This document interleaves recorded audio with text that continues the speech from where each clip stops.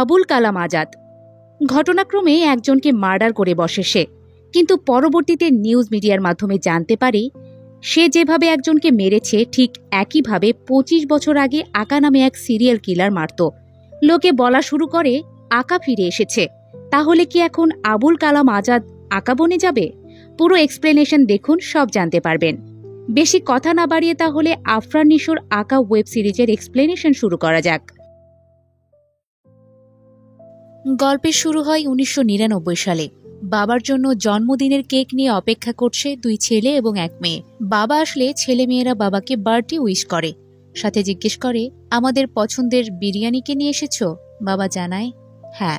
Birthday cake কাটার পর মা বিরিয়ানি ২ ছেলে মেয়েকে নিয়ে খেতে বসে। বড় ছেলে তখন তার বাবাকে নিয়ে একটা ড্রয়িংয়ে ব্যস্ত ছিল, তাই সেই সময় সে খেতে বসে না। ড্রয়িং শেষ করে খেতে গিয়ে দেখে তার ২ ভাই বোন এবং মা মারা গিয়েছে এই বিরিয়ানি খেয়েই। বাবা তখন বড় ছেলেকেও বিরিয়ানি খাইয়ে দিতে চায়, তবে সে জানায় বিরিয়ানিতে বিষ আছে, আমি খাবো না।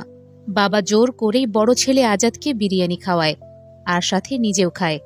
এরপর দেখা যায় একজন গলায় ফাঁস দিয়ে চলছে, সেখানে আসে বড় ছেলেটা। এতে অনুমান করা যায় বড় ছেলে আজাদকে বাবা জোর করে বিরিয়ানি খাওয়ালেও সে সেটা গিলে ফেলেনি। অন্যদিকে পরিবারের সবাইকে মেরে বাবাও গলায় দড়ি দেয়। এই পর্যায়ে সিন শিফট করে চলে আসে ২০২৫-এ। এক রাতেই পুরো পরিবার হারা আজাদ তথা আবুল কালাম আজাদকে দেখানো হয়।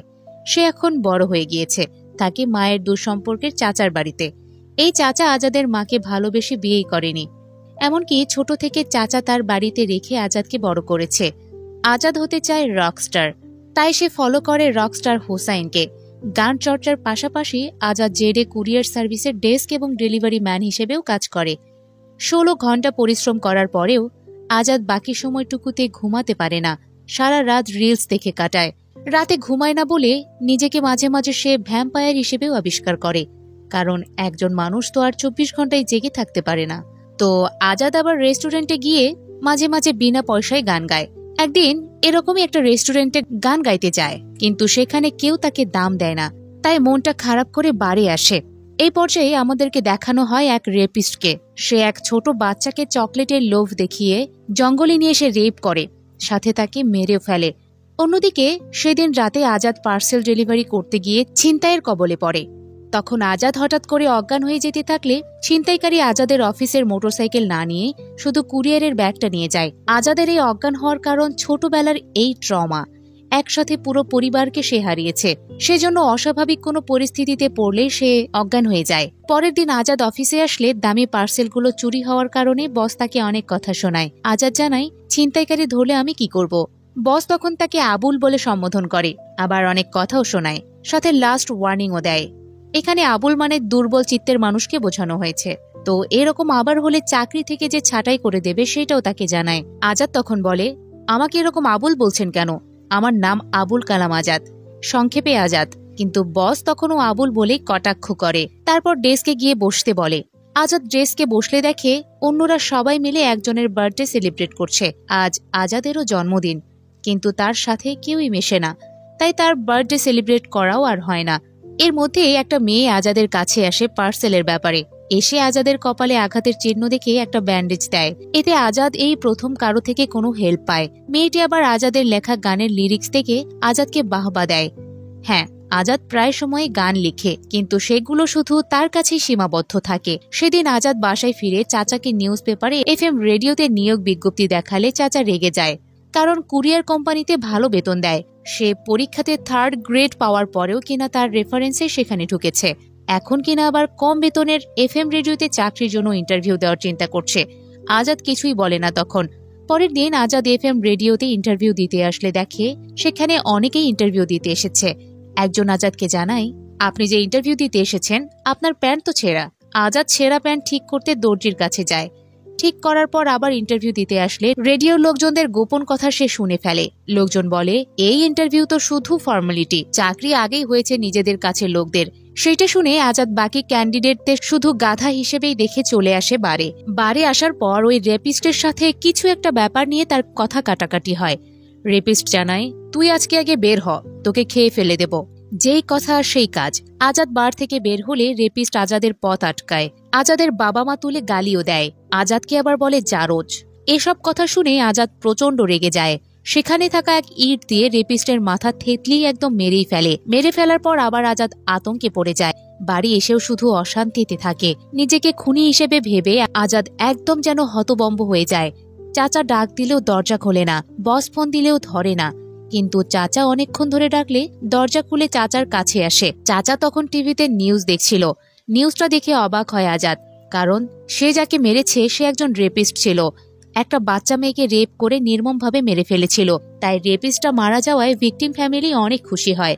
সাথে আরো জানায় যে ভিকটিমকে মেরেছে সে আমার কাছে ফেরেস্তা, আমি তার কাছে চিরঋণী। আজাদ নিউজ টক শো থেকে আরো জানতে পারে 25 বছর আগে আকা নামে এক সিরিয়াল কিলার অন্যায়কারীদের মাথায় আঘাত করে মেরে ফেলত।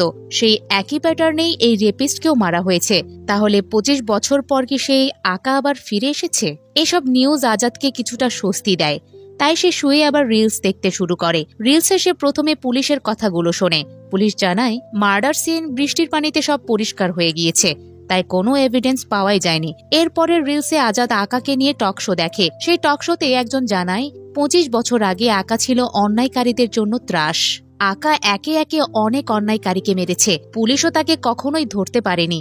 কিন্তু হঠাৎ আকা গায়েব হয়ে যায়। এখন কিনা আবার আকার প্যাটার্ন অনুযায়ী মার্ডার হলো, তাহলে বোধহয় আকা ফিরেই এসেছে। এই রিলস দেখতে পেয়ে আজাদ দেখতে পায় একটা রিয়েলিটি শো এর অডিশন চলছে, যেখানে বিচারক হিসেবে রয়েছে রকস্টার হোসাইন। সেদিন রাতেই আজাদ একটা বাড়িতে পার্সেল দিতে যায়। সেই বাড়িতে আজাদের দেখা হয় ওই মেয়েটির সাথে, যে তাকে ব্যান্ডেজ দিয়েছিল। মেয়েটির বাড়ির কাট আউটটি পড়ে গিয়েছিল। আজাদ সেটা ঠিক করে দেয়, আর তার বাসায় বিদ্যুৎ চলে আসে। এজন্য মেয়েটি আজাদকে ধন্যবাদ দেয়, সেই সাথে তাকে চিনতেও পারে। চিনতে পারায় আজাদকে চায়ের অফার করে মেয়েটি, কিন্তু আজাদ জানায় আজকে না, আজকে এক জায়গায় যাব, আপনি শুধু দোয়া করুন। এসব বলে সেখান থেকে আজাদ চলে আসে অডিশন দিতে। অডিশন দিতে এসে হুসাইনকে দেখে আজাদ জানায় আমি আপনার বিগ ফ্যান, আমার ঘরে আপনার পোস্টার লাগানো রয়েছে। হুসাইন জানায় ঠিক আছে, এবার গান গাও। আজাদ গান গাওয়া শুরু করলে হুসাইন বিরক্ত হয়ে যায়, কারণ আজাদের সুরই নেই তো গান গাওয়ার মতো। তাই 2-3 বার শোনার পর আজাদের উপর রাগ দেখিয়ে অডিশন রুম থেকে বের হয়ে যায় হুসাইন। গুরুর থেকে এমন ব্যবহার পেয়ে একদম হতবাক হয়ে যায় আজাদ। তাই বাড়ি এসে আগে হুসাইনের ছবি দেওয়াল থেকে তুলে ফেলে, ভেঙে ফেলে শখের গিটারটাও। তারপর মাতাল অবস্থায় রাস্তায় পড়ে থাকে। তখন চাচা এসে তাকে তুলে নিয়ে যায়। পরের দিন অফিস শেষ করে আজাদ আসে তার নিজের চাচার কাছে। এসে জিজ্ঞেস করে বাবা নাকি আপনার কাছে অনেক টাকা পায়, সেগুলো আমাকে দিয়ে দেন। চাচা জানায় তোমার বাবা কোনো টাকাই পায় না। আজাদ বলে বাবা আমাকে ছোটবেলায় বলেছিল আপনি নাকি বাবার কাছ থেকে 30 লাখ টাকা নিয়েছিলেন, সেগুলো একেবারে দিতে হবে না, আস্তে ধীরেই দেবেন, টাকার আমার অনেক দরকার। এবার চাচা রেগে গিয়ে বলে তোমার বাবা কোনো টাকা পায় না, টাকার জন্য ভিক্ষা করতে না আসে, যদি টাকা পেয়ে থাকো তাহলে কোর্টে মামলা করো, এখানে কি করতে এসেছো? আজাদ এবার বলে ছোটবেলায় আপনাকে আমি যতবার দেখেছি ততবারই খারাপ মানুষ বলে মনে হয়েছে, কিন্তু তখন তো বলতে পারিনি, তাই এখন বলছি আপনি একজন খারাপ মানুষ। চাচা রেগে গিয়ে বলে তোর বাবা খারাপ ছিল, টাকা নিয়ে ফুর্তি করত, তুই আসলে খারাপ বাবারই ছেলে। এটা শুনে আজাদ আরো রেগে যায়। পিস্তল বের করে চাচার শরীরে গুলি চালিয়ে তাকে মেরে ফেলে। কিন্তু পরক্ষণে দেখা যায় এটা ছিল আজাদের শুধু কল্পনা। চাচা অফিসের লোকজনদের ডেকে আজাদকে বের করে দেয়। যাওয়ার সময় আজাদ দেখে রাস্তায় একটা গন্ডগোল, তাই সেখানে থেমে যায়। গন্ডগোলটা ছিল একটা অ্যাক্সিডেন্টকে ঘিরে। এক বৃদ্ধ লোককে রক্তাক্ত করে ফেলেছে অ্যাক্সিডেন্ট করে। সেটা দেখে আজাদ অ্যাক্সিডেন্টকারীর উপর ঝাঁপিয়ে পড়ে। তারপর চাচার রাগগুলো তার উপর দিয়েই চালায়। সেদিন রাতে পার্সেল নিয়ে আজাদ আবারও সেই মেয়েটির বাড়িতে আসে। মেয়েটির নাম মেঘ, অনলাইনে কাপড় বিক্রি করে। যেইটা কিনা ডেলিভারি করে আজাদ যেখানে কাজ করে সেই কুরিয়ার কোম্পানি। আজাদ মূলত মেঘের কাছে আবার আসে কারণ পার্সেল রিটার্ন এসেছে সেটা ফেরত দিতে এসে জানতে পারে মেঘ প্রতিটি কাপড় ডেলিভারির সাথে একটা ফুলও দেয়। মেঘ তখন আজাদকে বলে আমি আপনার গানের গলা একটু করে শুনেছি, আপনি তো গান ভালোই গান, কিন্তু অন্যরা সেটা কদর করতে জানে না। দেখবেন একদিন আপনি ঠিকই আপনার প্রতিভা সবাইকে জানাতে পারবেন। মেঘের এসব কথা আজাদের ভালো লাগে। আজাদ সব সময় মেঘের সাথে থাকতে পছন্দ করে, কি যেন আলাদা একটা মায়া কাজ করে। তবে মেঘ তার কাছ থেকে চলে আসলে যেন আজাদ সবকিছুই অন্ধকার দেখে। এই অন্ধকারে আজাদ মানুষদের যেন পশুরূপেই বেশি দেখে। সেদিন রাতেই সিসিটিভি ক্যামেরার চোখ দিয়ে আমরা এক কার অ্যাক্সিডেন্ট দেখতে পাই। পরের দিন চাচা টিভিতে নিউজ দেখলে জানতে পারি অ্যাক্সিডেন্টটা মদ্যপ অবস্থায় এমপির ছেলে শোভন করেছিল। এতে করে একটা 9 বছরের মেয়ে মারা গিয়েছে। কিন্তু আদালত জানায় গাড়িতে শোভন ছিল না। নিউজটা তখন অফিসে আজাদও দেখে। এক প্রত্যক্ষদর্শী জানায়, আমি নিজে দেখেছি শোভন গাড়ি চালিয়েছে, তবে আদালত কিনা বলছে শোভন ছিল না। এইটাই হচ্ছে ক্ষমতার অপব্যবহার। শুনেছি আকা ফিরে এসেছে, তাহলে এখন আকা কোথায়? সে কেন অপরাধীকে শাস্তি দিচ্ছে না? প্রত্যক্ষদর্শীর এসব কথা ভাবায় আজাদকে। সেদিনই আবার অফিস থেকে সবাইকে একটা ট্র্যাকার দেওয়া হয়, সাথে ফোনে এক অ্যাপ, যাতে করে পার্সেলগুলো নিরাপদ থাকে, হারিয়ে না যায়। এই ট্র্যাকার দেওয়ার সময়ও বস আজাদকে সবার সামনে অপমান করে। তবে আজাদ এসবের তোয়াক্কা না করে শোভনকে কিভাবে মারা যায় তার উপায় বের করে। 25 বছর আগে অন্যায়কারীদের শাস্তি দেওয়া মানুষকে সাংবাদিক নাম দিয়েছিল আকা। এবার আজাদ ভাবে আবুল কালাম আজাদের শর্ট নাম হচ্ছে আকা। তার মানে কোইন্সিডেন্সলি আকা হিসেবে প্রকৃতি তাকেই বেছে নিয়েছে। তাই পরের দিন আজাদ ফলো করে শোভনকে। তারপর শোভনের গাড়িতে লাগিয়ে দেয় ট্র্যাকার। বাড়ি এসে শোভনকে মারার জন্য ব্যাগ গোছায়। সেই ব্যাগে নেয় ধারালো ছুরি। তারপর শোভনের গাড়ি ট্র্যাক করে একটা জায়গায় এসে আগে থেকেই লুকিয়ে থাকে, যেখানে শোভন বন্ধুদের নিয়ে নেশা করছিল। শোভন এক করার জন্য গাড়ি থেকে নামলে তখন আজাদ পেছন থেকে ক্লোরোফর্ম দিয়ে আগে শোভনকে অজ্ঞান করে। তারপর শোভনের শরীরে ছুরিকাঘাত করে মেরে ফেলে। মেরে ফেলার পর আবার ইট দিয়ে থেতলিয়ে আকার মার্ডার প্যাটার্ন দেয়। শোভনকে মার্ডার করার পর আজাদ সবকিছু গুছিয়ে ঘুমিয়ে পড়ে। কিন্তু সকাল সকাল সিবিআই চলে আসে তার বাড়িতে। তাকে ধরে নিয়ে আসা হয়। আজাদ তখন দেখে চাচাকেও সিবিআই ধরেছে আর মেরে রক্তাক্ত করেছে। সিবিআই অফিসার সোহেল আজাদকে জিজ্ঞেস করে, কেন খুন করলি বল? আজাদ জানায়, আমি কাউকে খুন করিনি। সোহেল ট্র্যাকারটা দেখিয়ে বলে, তাহলে তোর এই ট্র্যাকারটা শোভনের গাড়িতে কিভাবে আসলো? এসব বলার পর সোহেল চাচাকে টর্চার করলে আজাদ বলে, ওনার কোনো দোষ নেই, ওনাকে ছেড়ে দিন। সোহেল জানায়, দোষ ওনারও আছে, কারণ সে তোকে আশ্রয় দিয়েছিল। তার আশ্রয় তুই বড় হয়ে সিরিয়াল কিলার হয়েছিস। এসব বলে সোহেল আজাদের সামনে চাচাকে গুলি করে মেরে ফেলে। ঠিক তখনই চাচার ডাকে ঘুম থেকে ওঠে আজাদ। এতক্ষণ সবকিছু সে স্বপ্ন দেখছিল। চাচা জানায়, তোর বস ফোন দিচ্ছে, ধরছিস না কেন? আজাদের তখন মনে পড়ে যায় ওই ট্র্যাকারের কথা। যেহেতু শোভনের গাড়ি এখন সিবিআই অফিসে আছে, তাই সিবিআই অফিসার সোহেলের নামে মিথ্যা পার্সেল নিয়ে সিবিআই অফিসে ঢোকে আজাদ। তারপরে শোভনের গাড়ির দিকে গিয়ে যেই সেই ট্র্যাকারটা নিতে যাবে, তখন দুই অফিসার আজাদকে জিজ্ঞেস করে, আপনি এখানে কি করছেন? আজাদ জানায়, সিগারেট খেতে এসেছিলাম। অফিসার সিগারেট ফেলে দিতে বলে আর ওই জায়গা থেকে দূরে যেতে বলে, কিন্তু তখনও তার ট্র্যাকারটা নেওয়া হয়নি। তাই সে টেনশনে পড়ে যায়। তখন বাইরে থেকে ক্রিকেট বল আসে আজাদের পায়ের কাছে। বাইরে বাচ্চারা ক্রিকেট খেলছিল। বলটা দেখে একটা উপায় পেয়ে যায় সে। ইচ্ছে করে সে বলটা গাড়ির দিকে ছুড়ে মারে। তারপর বাচ্চারা আজাদের দিকে বলটা নিতে চাইলে বল নেওয়ার জন্য ট্র্যাকারটাও নিয়ে নেয়। তখন একজন এসে আজাদকে জানায়, স্যার আপনাকে ডাকছে। আজাদ সোহেলের কাছে গেলে সোহেল জিজ্ঞেস করে, পার্সেলটা কে পাঠিয়েছে? আজাদ জানায়, নাম নেই, এরকম হয়। আজাদ তখন পার্সেলটা ডেলিভারি করে ট্র্যাকার নিয়ে সিবিআই অফিস থেকে বের হয়ে আসে। পার্সেলটা পেয়ে সোহেল ফোন করে তার ওয়াইফ স্নেহাকে, জিজ্ঞেস করে এটা সে পাঠিয়েছে কিনা। স্নেহা জানায় সে পাঠায়নি। অন্যদিকে আজাদ একটা পার্সেল নিতে আসলে টিভি নিউজে দেখতে পায় সবাই আকার বন্দনা করছে, যেটা ভালো লাগে আজাদের। জীবনের মানেও খুঁজে পায় সে। সেদিন রাতে সোহেল তার স্ত্রীকে নিয়ে সদ্য রিটায়ার্ড হওয়া এক অফিসারের পার্টিতে আসে। রিটায়ার্ড অফিসার সোহেলকে বলে, এই আকা বেশি বাড়াবাড়ি করছে, আকাকে কিন্তু তোমার ধরতে হবে। সোহেল জানায়, আমি আপনারই শীর্ষ, তাই ধরে দেখাবো। এদিকে সেদিন রাতে কোনো পার্সেল ছাড়াই মেঘের বাড়ির সামনে আসে আজাদ। মেঘ হঠাৎ আকাকে দেখে অবাক হয়ে যায়। ঠিক তখনই বৃষ্টি আসে, তাই মেঘ আজাদকে ভেতরে নিয়ে যায়। তারপর খাওয়ায় 1 কাপ চা। চা খেয়ে আজাদ আরো 1 কাপ চা চায়। মেঘ তখন বলে, আমি দিতে পারি, যদি আপনার লেখা প্রিয় লাইন আমাকে শোনান। আজাদ প্রিয় একটা লাইন শোনায় মেঘকে। লাইনটা হচ্ছে, মানুষের দেহ মরলেও প্রেম মরে না। আজাদ পুরোপুরি যেন মেঘের মাঝে বন্দী হয়ে যায়। কিন্তু তার তো এখন একটা উদ্দেশ্য আছে, তাই নিজেকে স্ট্রং রাখতে পরের দিন থেকে শুরু করে জিম। ছেড়ে দেয় ড্রিঙ্কস করা। আকার পেজ ওপেন করে বেশি টাকা দিয়ে এক জায়গা থেকে 20টা মানুষের সিম কার্ড কেনে। একটা সিম তুলে আকা ফিরে এসেছে বলে পোস্ট দিয়ে সেটা ফেলে দেয়, যাতে পুলিশ তাকে ট্র্যাক করতে না পারে। আকার পোস্টে ছিল, আকা ফিরে এসেছে, হুইজ নেক্সট। এই পর্যায়ে খালেক আহমেদ নামে এক বিশিষ্ট ব্যবসায়ীকে দেখানো হয়। সে সুমাইয়া নামে 19 বছরের এক মেয়েকে মেরে ফাঁসিতে ঝুলিয়ে প্রমাণ করে মেয়েটি সুইসাইড করেছে। এই খালেক আর সুমাইয়াকে নিয়ে এবার নিউজ হয়। সেই নিউজে উঠে আসে খালেক তার ফার্ম হাউসে অনেক মেয়ের সাথে এমনটা করেছে। নিউজটা দেখে আজাদ। অন্যদিকে সিবিআই আকার এই পোস্ট নিয়ে বিশ্লেষণ শুরু করে। একজন জানায়, আকার যে সিম কার্ড ইউজ করে পোস্ট দিয়েছে সেটা একটা মানুষের। সিমের লাস্ট লোকেশন ট্র্যাক করে দেখি একদম ফাঁকা জায়গা। সোহেল তখন বলে, আকা পোস্টে দেখি একটা ব্যাংক অ্যাকাউন্টও দিয়েছে। এই ব্যাংক অ্যাকাউন্ট দিয়ে তাকে ট্রেস করতে হবে। অন্য অফিসাররা জানায় লাভ হবে না। সেরকম একটা ব্যাংক অ্যাকাউন্টে দিয়েছে। এরকম আকার দেওয়া অ্যাকাউন্টে মানুষজন মার্ডার করার জন্য টাকা দিতে থাকে, যেটা দেখে অবাক হয়ে যায় আজাদ। সে হতে চেয়েছিল শিল্পী, কিন্তু সেখানে সে একটা টাকাও পায়নি। এখন কিনা মানুষ মারার জন্য তাকে টাকা দেওয়া হচ্ছে। তাই আজাদ মনে করে মানুষ মারাটাও হয়তো একটা শিল্প। সেই সময় মেঘ আজাদের কাছে এসে বলে, আপনার মধ্যে দেখি চেঞ্জ এসেছে। আজাদ জানায়, জীবনের মানে খুঁজে পেয়েছি, সেজন্যই এই পরিবর্তন। মেঘ জিজ্ঞেস করে, জীবনের কি মানে খুঁজে পেলেন? আজাদ জানাই, মানুষের সেবা করার। মানুষের সেবা করার কথা শুনে খুশি হয় মেঘ, কিন্তু আবার বলে, আকার মতো আবার মানুষের সেবা করতে যেও না। আকা নিজেকে মহৎ ভাবলেও আকা কিন্তু একজন খুনি। আমরা চাই তাকে যেন পুলিশ খুব দ্রুত ধরে। মেঘের কাছ থেকে এসব শুনে বিব্রতের মধ্যে পড়ে যায় আজাদ।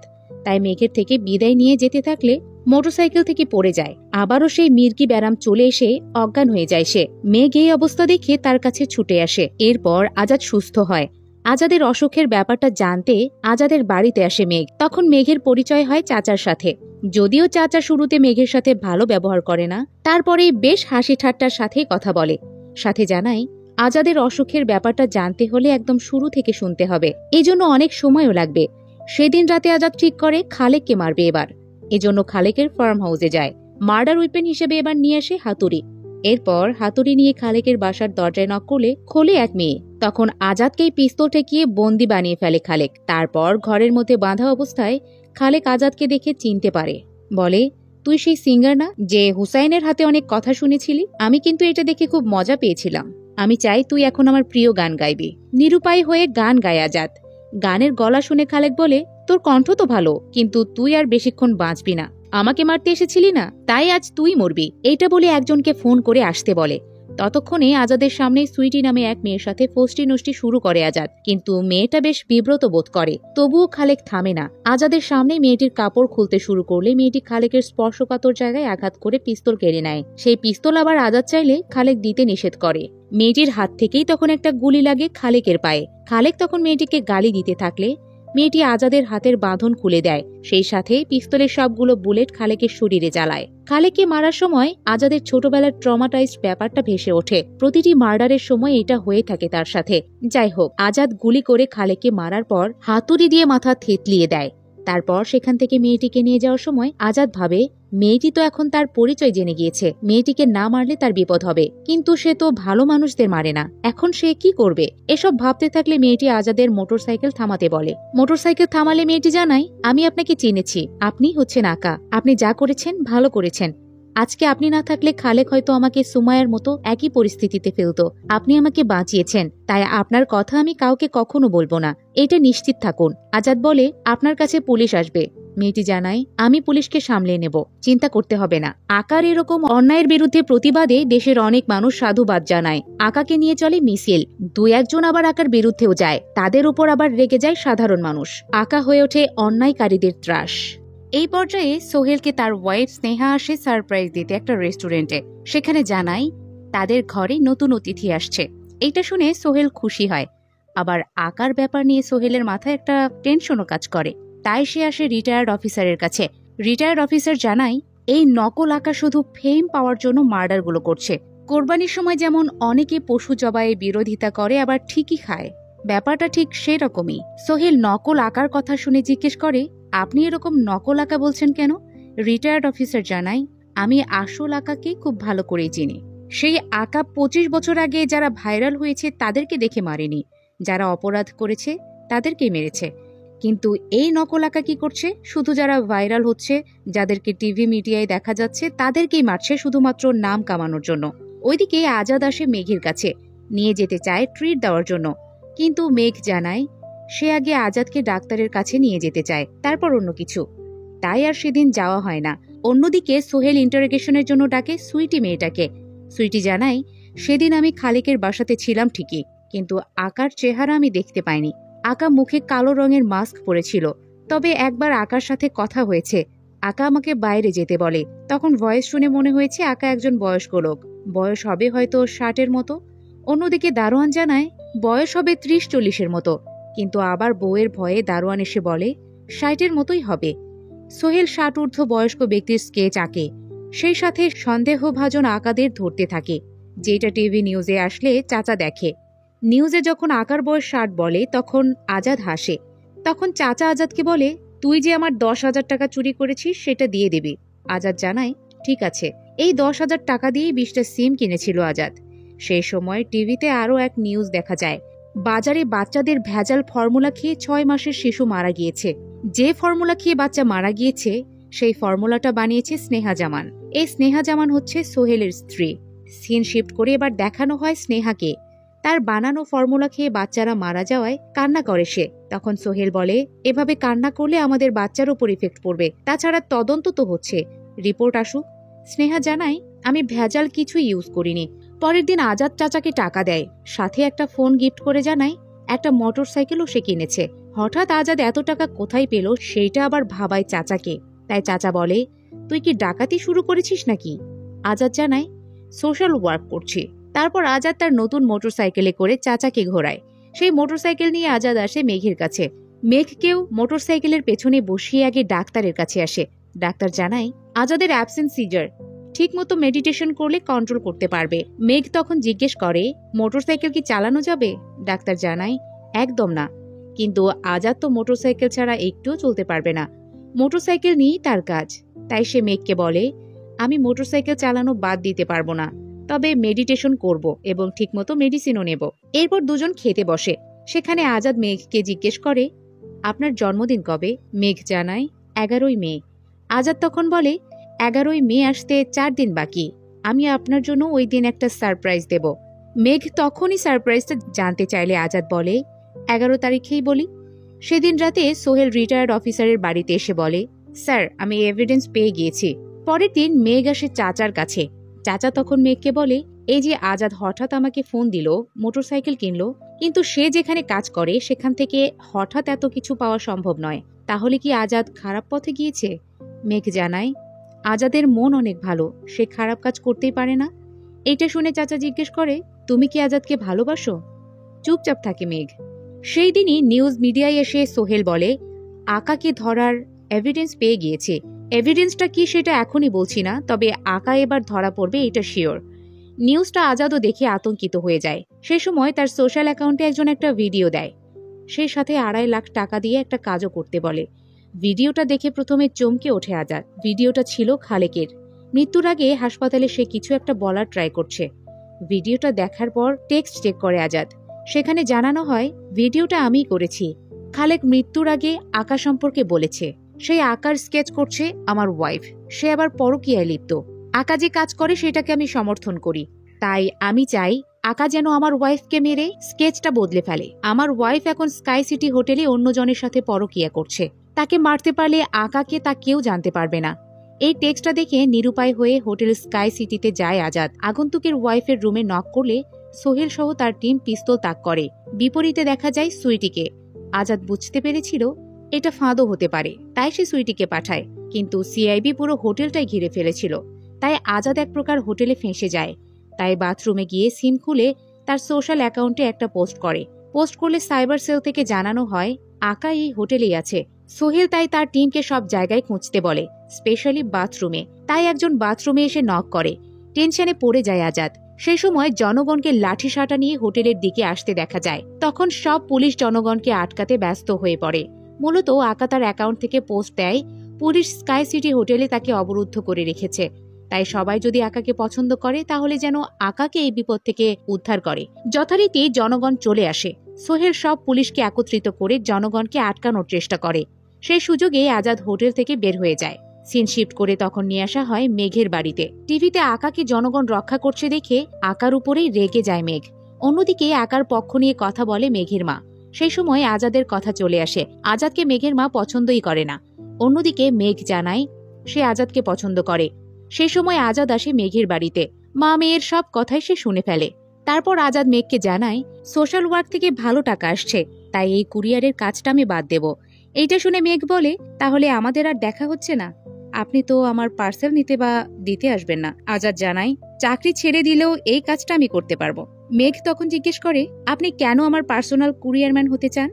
আজাদ জানায়, এইটার জবাব 11 তারিখেই দেব, আর মাত্র 3 দিন। এরপর আজাদ চলে যেতে থাকলে মেঘ সেদিনের কাপড়গুলো দেওয়ার সাথে আজাদের জন্য একটা এক্সট্রা ফুল দেয়। ফুল নিয়ে আসার পর আজাদ মেঘ এবং তার মায়ের কথাগুলো ভাবে।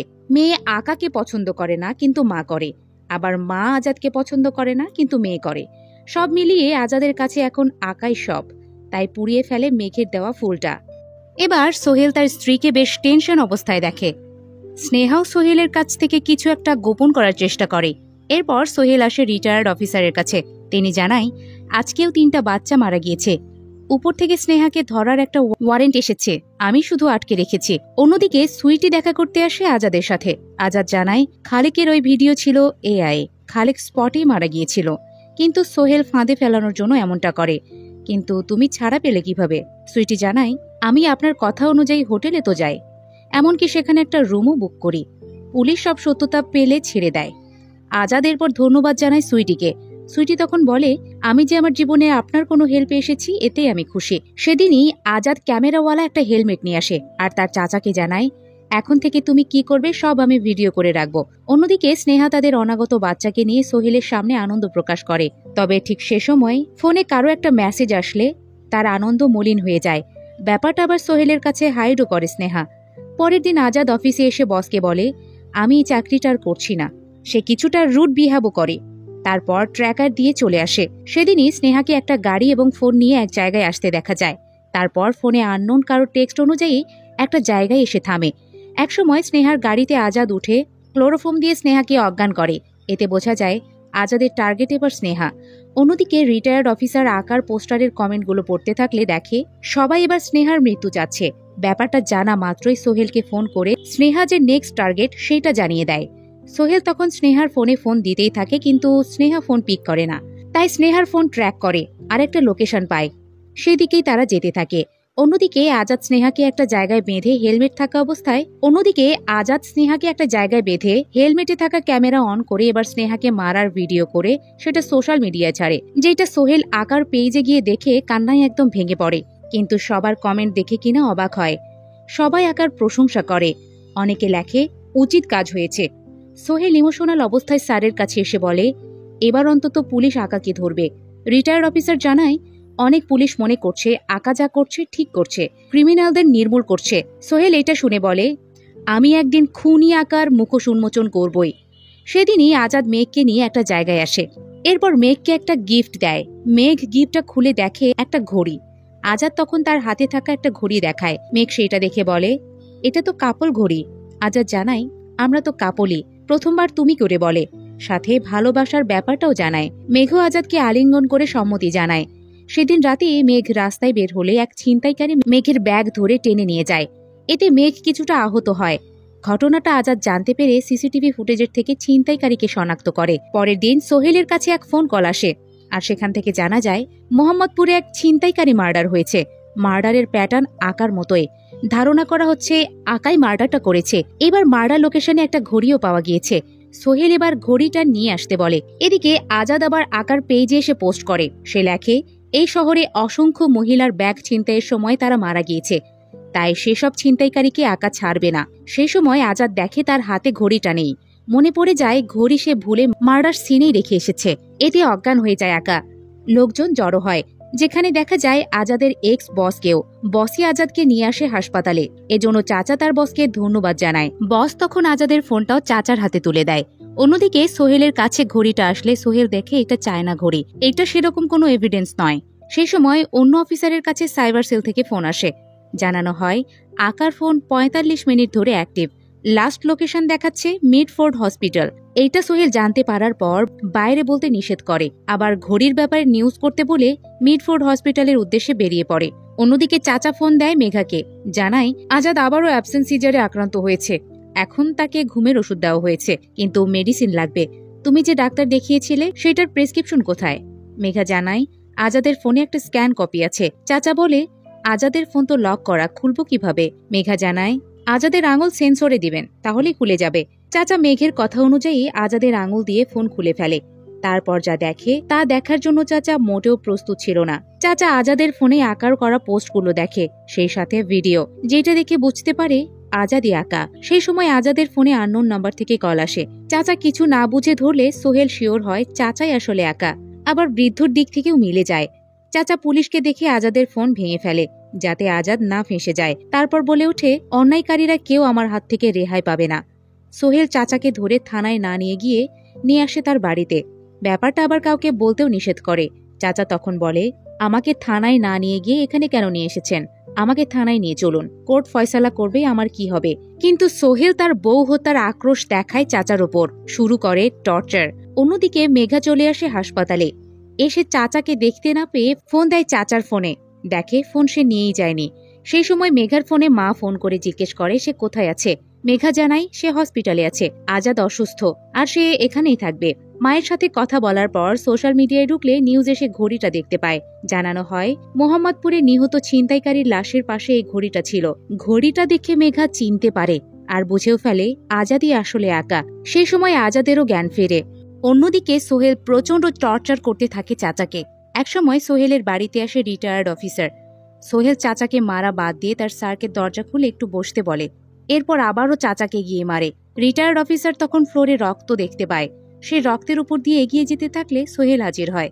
অফিসার জিজ্ঞেস করে এই রক্ত কোথা থেকে আসলো। সোহেল তার হাত দেখিয়ে বলে কেটে গিয়েছে আর সেখান থেকেই রক্ত ঝরছে। তারপর রিটায়ার্ড অফিসার চলে গেলে সোহেল আবার চাচাকে টর্চার করে। চাচা একটু পানি চাইলে সোহেল পানি দেওয়ার বদলে একদম মেরেই ফেলে। তারপর চাচার লাশ নিয়ে আসা হয় হাসপাতালে। চাচার এমন ক্ষত বিক্ষত দেহ দেখে আজাদ একদম হতবম্ব হয়ে পড়ে। অন্যদিকে রিটায়ার্ড অফিসার সোহেলকে বলে, তুমি একজন নিরীহ মানুষকে মেরেছ, এমন বয়স্ক লোক আঁকা হতেই পারে না।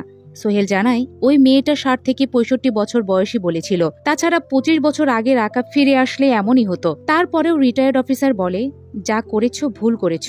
ওইদিকে আজাদ ঘরে এসে শুধু চাচার কাপড় চোপড়গুলো দেখতে থাকে। তখন মেঘা বলে, আজকে চাচার এমন মর্মান্তিক মৃত্যু হয়েছে শুধুমাত্র সে আকার চাচা বলে। এই কথা শুনে আজাদ তাকায় মেঘার দিকে। মেঘা তখন আজাদকে নিয়ে আসে ওই জায়গাতে যেখানে আজাদ প্রপোজ করেছিল তাকে। সেখানে এসে মেঘা বলে, আমি আপনার ব্যাপারে সবকিছু জেনে গিয়েছি। আজাদ তখন বলে, প্রিয়জনরা সবকিছুই জানে। মেঘা আজাদকে ভালো হতে বললে আজাদ জানাই, আমি এখন আঁকা, এই আঁকাকে দেশের মানুষের দরকার, এজন্য চাচাও আমার সম্পর্কে কিছুই বলেনি। চাচার প্রসঙ্গ আসলে মেঘা বলে, চাচা আপনাকে ভালো হওয়ার চান্স দিয়ে গিয়েছে, তাই আপনার কথা বলেনি। আপনি প্লিজ পুলিশের কাছে স্যারেন্ডার করুন। স্যারেন্ডারের কথা আসলে আজাদ বলে, এই কথা ঘুরিয়ে পেঁচিয়ে বলার জন্য তাহলে এখানে নিয়ে আসলে কেন? মেঘা জানায়, এইটাই আমার জীবনের সবচেয়ে গুরুত্বপূর্ণ জায়গা।